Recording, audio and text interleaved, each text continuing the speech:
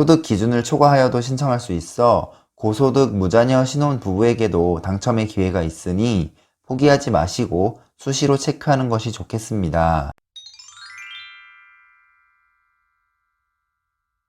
안녕하세요, 페이지원입니다. 아파트 청약 신청할 때 특별공급으로 신청하는 경우들 많이 있으시죠? 특별공급도 종류가 많아서 어떤 걸 신청해야 하는지 헷갈리시는 분들이 많으실 겁니다. 오늘은 특별공급 시리즈 중 첫 번째로 신혼부부 특별공급에 대해 정리를 해드릴 예정이고요. 아무쪼록 해당 조건이 되시는지 잘 확인하셔서 청약 신청할 때 실수 없이 내 집 마련에 꼭 성공하시기를 바라겠습니다. 시청하시기 전에 구독하기와 좋아요 부탁드리고요. 영상 바로 시작하겠습니다.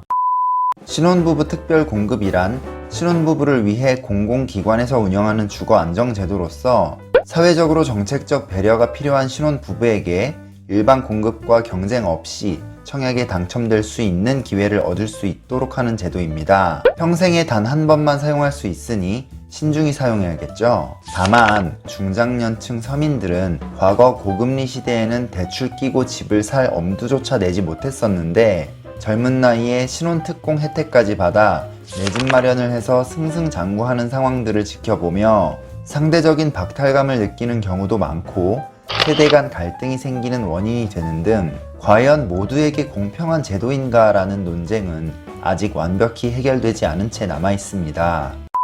공급 대상 주택은 약 34평형인 85제곱미터 이하 주택만 물량이 배정되고요. 민간 주택은 총 건설량의 20%까지 물량을 할당하고 공공주택은 총 건설량의 30%를 신혼부부 특별공급에 할당하기 때문에 상당히 많은 비중을 차지하고 있다고 할 수 있습니다. 단, 투기과열지구 내 9억원 초과 주택은 물량이 배정되지 않으니 이 점 참고해주세요. 기본적으로 신혼부부 특별공급은 혼인신고일 기준 혼인 7년 이내 신혼부부가 신청할 수 있는데요. 한부모 가정 및 예비 신혼부부는 공공주택 분양만 신청이 가능합니다. 또한 세대원 전원이 혼인기간 내 무주택자여야 하는데요. 같은 세대라면 부모님과 자녀 모두 무주택자여야 한다는 점 유념해 주시고요. 혼인 전에 소유했다가 처분했던 이력은 영향을 끼치지 않으니 이 점 역시 참고해 주시기 바랍니다. 또한 보유자산 기준 이내 조건이 충족되어야 하고 전년도 도시근로자 월평균 소득 기준에 부합하셔야 되는데 이 부분은 잠시 후 조금 더 자세히 다루도록 하겠습니다. 특별공급도 청약 신청이므로 당연히 청약통장이 있으셔야 하고 최소 가입기간 6개월 이상, 납입 6회 이상을 충족해야 합니다. 마지막으로 등본상 해당 분양 지역에 거주하고 계셔야 유리하고 청약통장 예치금은 서울 300만원, 기타 광역시 250만원, 기타 시군 200만원 이상으로 예치되어 있으셔야 신청할 수 있으니 공고일 전에 미리 예치금을 입금해 두시기 바랍니다. 다음으로 자산 및 소득 조건입니다. 여기서부터는 민영주택과 공공주택의 차이가 있어 따로 알아보도록 하겠습니다. 우선 민영주택입니다. 민간기업에서 분양하는 민영주택 신혼특공은 배정된 물량을 다시 우선공급 50%, 일반공급 20%, 추첨공급 30%로 나누어 당첨자를 선정하는데요. 우선공급은 소득기준 외벌이 100% 이하, 맞벌이 120% 이하 세대에 50% 물량을 우선적으로 공급하고요. 일반공급은 외벌이 140% 이하, 맞벌이 160% 이하 세대가 신혼특공 물량 중 20%를 놓고 경쟁하게 됩니다. 마지막으로 추첨 공급에 지원할 수 있는 자격은 소유하고 있는 부동산 자산이 3억 3,100만원 이하이기만 하면 소득 기준을 초과하여도 신청할 수 있어 고소득 무자녀 신혼부부에게도 당첨의 기회가 있으니 포기하지 마시고 수시로 체크하는 것이 좋겠습니다. 지금 보고 계신 월소득 기준표는 2022년 청약 신청 시 적용되는 전년도 도시근로자 월평균 소득 기준이다 보니 혹시 2023년에 이 영상을 시청하신다면 당연히 전년도인 2022년도 도시근로자 월평균 소득 기준을 확인하셔야겠네요. 주의사항으로는 맞벌이이실 경우 부부 중 1인의 소득이 우선 공급은 기준 소득의 100%, 일반 공급은 140%를 넘지 않으셔야 하니 본인 및 배우자의 소득을 정확히 조회해 보시는 것이 좋겠습니다. 민영주택 신혼특공 순위 산정 기준입니다. 태아 및 입양을 포함하여 미성년 자녀가 있는 경우 1순위가 되고요. 1순위에 해당하지 않는 무자녀 신혼 부부나 기존 주택을 처분하고 2년이 경과한 경우는 2순위가 됩니다. 만약 재혼했을 경우 현재 배우자와 혼인신고 이후에 출산한 미성년 자녀만 순위에 반영된다는 점 주의해주세요.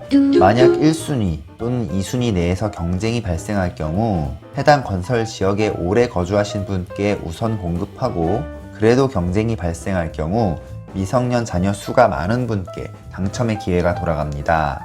1번과 2번의 조건이 모두 동일해서 마지막까지 경쟁이 발생할 경우엔 추첨으로 그 당첨자를 가리고 있습니다. 다음으로 당첨자 선정 과정 예시 화면입니다. 우선 공급에서 50%의 물량을 놓고 우선 공급 소득 조건이 되시는 분들끼리 경쟁을 하는데요. 여기에서 탈락한 신청자들은 자동으로 일반 공급에서 20%의 물량을 놓고 일반 공급 대상자들과 함께 다시 한번 경쟁하게 됩니다. 마지막으로 일반 공급에서도 탈락하면 추첨 공급에 지원한 신청자들과 이전 탈락자들이 다 함께 다시 한번 경쟁을 하게 되는 구조입니다. 다음으로 공공주택에 대해 알아보겠습니다. 일반적으로 LH 등에서 공급하는 공공분양이 대표적인데요. 공공주택 신혼특공은 배정 물량 중 우선 공급 70%, 일반 공급 30%로 나누어 당첨자를 선정합니다. 우선 공급 소득 기준은 외벌이 100% 이하, 맞벌이 120% 이하 세대가 해당되고요. 일반 공급은 외벌이 130% 이하, 맞벌이 140% 이하 세대가 나머지 물량 30%를 놓고 경쟁하게 됩니다. 자산 기준은 민영주택과는 다르게 자동차 가액까지도 보고 있는데요. 건물과 토지 자산은 2억 1,550만원, 자동차 평가액 3,557만원 이내로 제한되어 조건이 조금 까다로우니 본인 자산을 미리미리 체크하시는 것이 좋겠습니다. 공공주택 신혼특공 순위 산정 기준입니다.